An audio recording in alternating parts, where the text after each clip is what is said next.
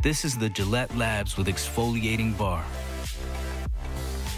The bar and the handle removes unseen dirt and debris ahead of the blades for effortless shaving in one efficient stroke. I talked about this Wednesday, but I had a chance to show the team, some of the great Packer players, coaches, Lambeau. So we all know who Lambeau is. Saw him on the sideline. Hinkle, Isbell, Hudson, great. Some of the great players there. So just connecting the dots a little bit, but a lot of tradition there. A lot of tradition going into Lambeau and seeing those names up on the stadium. But our focus today is really just finishing up preparations, situational football. Third down, red area, 2-minute tying up things like that at the end of goal line, short yardage, end of the week, and ready to go out there and play our best football game. So it's a good football team. They're a very good situational team. I don't think anybody's any better than Aaron Rodgers been through the years. End of games, 2-minute, 4-minute, 4-minute ahead, 2-minute behind, all those situations, one play type situations, cadence. He's just, he takes situational football to a much higher level. We always study them. Now, of course, we face them, so we're dealing with all the things that we've studied and watched him and the Packers do, going back when Mike was there to, of course, now with Coach LaFleur, but it just continues to be, very impressive. So, and big play for him defensively at the end of the game, with the 2-point stop, to beat Tampa last week. So, good players, good kicker, clutch kicker. So, we're gonna have to play well for 60 minutes. This is you can't play well for 59.5 against them. That won't be good enough. Bill, you allow yourself just a moment when you walk in to look around and feel it before getting out of business? Just for that. Yeah, well, again, when you watch film, and it's in, they play at home, okay, which they did against the Bears, right? But, plenty of other games we watch. Every time they show the scoreboard, there's Hudson, right? There's Lombardi, there's Lambeau. There, you see the names literally after every play, or actually before every play on the scoreboard shot. So you can't help but, and there's a little bit of, some of our players, like, honestly, they don't know who some of these people are. I mean, this is, 80 years ago or more. So, I mean, Lambeau started in, 1921? So, about 100 years for him. So, now he was there, 25 years, mid-40s? I forget what his last year was, but somewhere in there. So, yeah, but I'm just saying, they don't, so it's just kind of, you see a lot of names, you see him on the stadium, you see everybody talking about him, the stadium's named after him. Who is he? Who's Hudson? Bear Bryant, Hudson, Lambeau, Rockne, Notre Dame. I mean, there's a lot of, I think there's a lot of things that these players and coaches, we've talked to the coaches about it too, have heard about. It's like, where's this all kind of connected? That's kind of interesting. And certainly Lambeau, who took the Notre Dame box, which was a very, shift in the backfield, power football, nobody ever split out, just power play after power play after power play. That's what it was. And then he got Hudson, and then he got Isbell, and then he got Hinkle. And he very quickly became, Air Lambeau. Mm-hmm. Split Hudson out. Really, you never saw that. So they actually had a split receiver. He actually had pass patterns, pass routes. Isbell was like they all were quarterback tailbacks, but he could throw. I mean, this guy's a tremendous passer. And Isbell-Hudson connection was a good one, very good one. I mean, it's the best in football. And then they got Hinkle, and Hinkle was a great runner. Not that Isbell couldn't run, but not like Hinkle could. And so then it became kind of Isbell could throw, Hinkle could run. And so it was the T from the single wing, right? So instead of hand the ball off from the T formation, they handed it off from the single wing formation. Isbell ran occasionally, but most of the time it was Hinkle. And then when they wanted to throw, it was Isbell throwing to primarily Hudson, but, whoever. So And then you have the whole Hudson and the draft story. Like, that's another tremendous story. You know, the whole NFL draft really is a result of the Hudson situation, which, of course, all these guys were drafted or were involved in the draft, every single one of them. Why do we have a draft? Hudson. That's why we have a draft. So we got postmarked postage stamps and letters. And is he a Giant? Is he a Packer? Is he a Giant? Is he a Packer? All right, he's a Packer. And bidding on him is probably worth it. It's the greatest receiver in the history of football, and certainly in that era. And I'm sure he still has, pretty major role in a lot of the NFL history stats. So, it's always kind of fun to, look back on that. Do you remember your first time going to Lambeau Field? Yeah, preseason game. No, actually, I was in Milwaukee when I was with the Lions. I actually went there and scouted them. But the whole Milwaukee, so it was 2 games in Milwaukee. If I have this right, it was like 2 games in Milwaukee and 6 games in Green Bay, or 5 games in Green Bay back in a 14-game season, something like that. And in Milwaukee, of course, you had the both teams in center field, and the whole baseball setup, which was fairly common back in those days.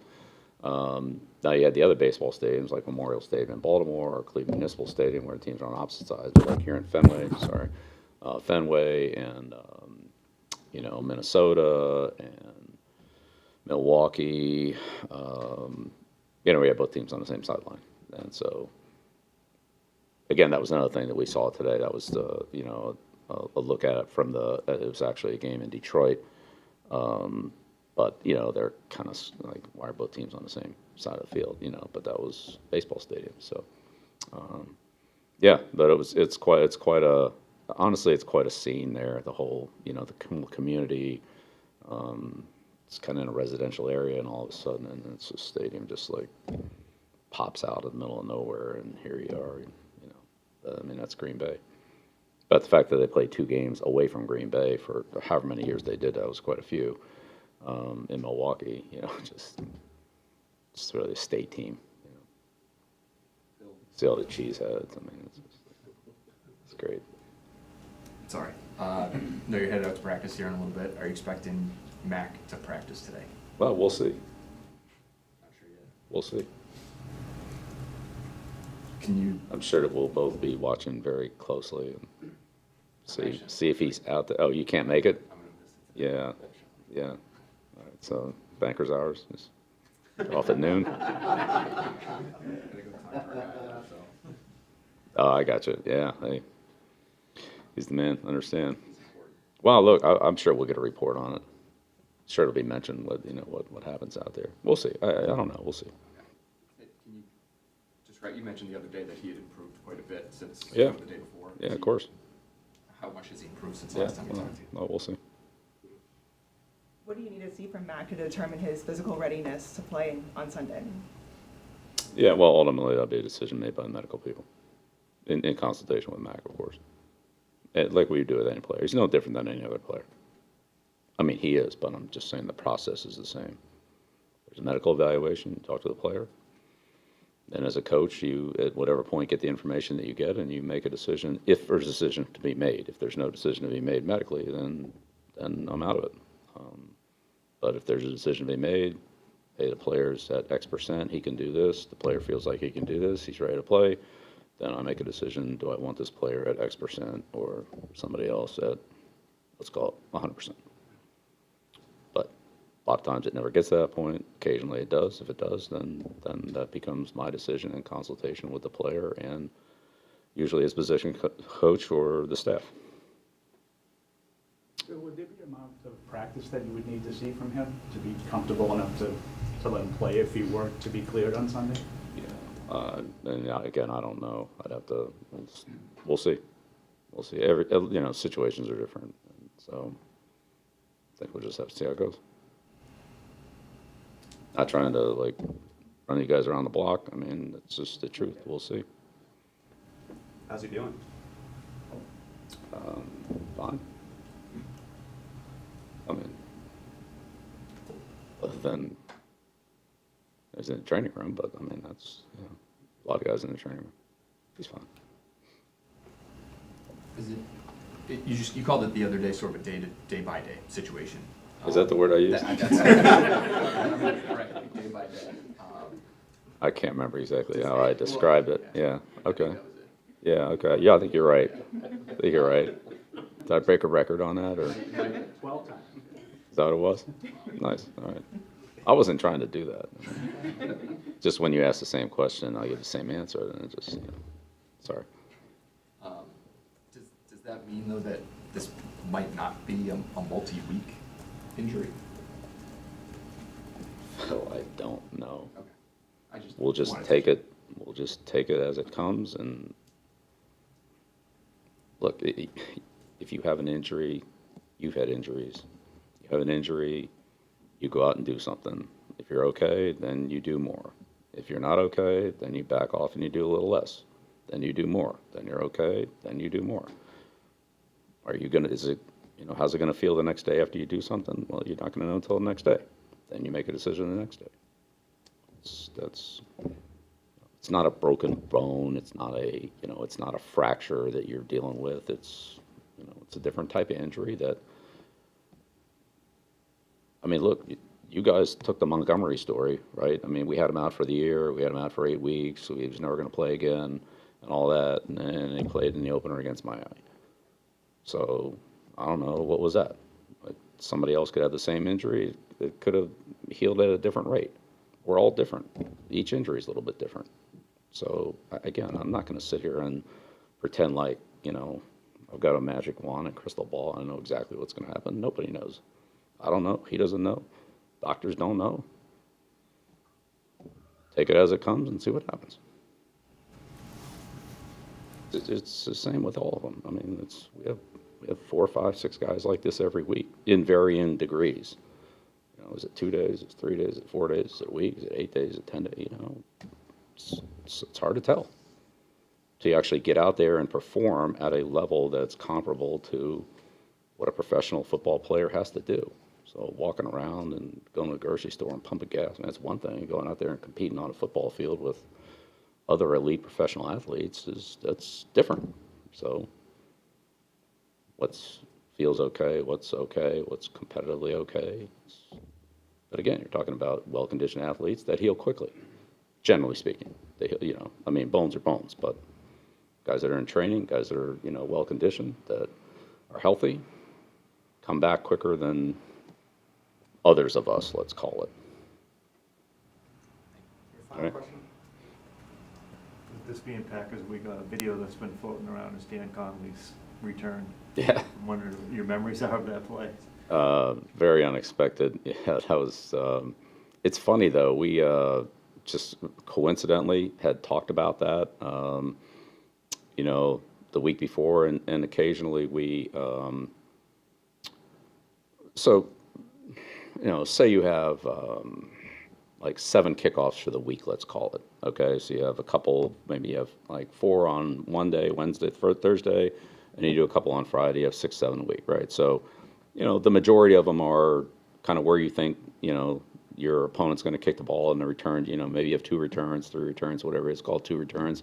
So you're on a couple this way, a couple that way, and then you might throw in a random play from every week, right? So like a surprise onside kick. And then you throw in a kick that's like a bloop kick, and then you throw in a squib kick, and then you throw in a kickoff after a safety, and then you throw in a kickoff from the 50-yard line where they try to, pooch it down to around. You can't work on all like 10 of those situations every week, right? So you do one this week, then you do another one next week, then you do another one next week, and cumulatively, now after 6 weeks, you're kind of back maybe to the beginning, right? And so that's how you kind of stay, sharp on that. Now it might be something that's onside kick you work on every week, but the surprise onside kick is different. Some guys squib it, some guys bounce it, some guys bunt it, and so there's different things you work on. But cumulatively, you see those things over a period of time. And so that one was, we had squibbed it. I forget it was that week or the week before, but it was recently, and then it actually happened in the game. But the whole point of the guy catching the squib kick handles it. The other guys get in front of him, not stand there and watch him handle the ball, but get in front of him, and the guys behind him come up in case he muffs it or it gets by him. Then the deep returners come up and kind of protect him, and then they're usually faster than the guy who's getting the ball. So once Dan picked it up, then they were able to scoot in front of him and create a little friction between the coverage, and then Dan just kind of hit the seam and rolled with it. So. But it was interesting how that play had actually popped up in practice, but that's sort of how you practice those things. You just, unless you know for sure, like this is a squib kick team, like they're going to squib kick, at the end of the half, or if they have lead or whatever. Of course, it's different then because now it's easier to touch back. But yeah, randomly that play had come up previously, and then it showed up in the game. It's like, I'm glad we practiced that. But yeah, there's been some good memories, and then there was the memories back in, what was it, 2002, where they had their whole secondary out there, like 4 guys on injured reserve, and 2 other guys were hurt, and they came in here, and we couldn't move the ball, we couldn't get a first down, and it's brutal. So, goes both ways. All right, thank you.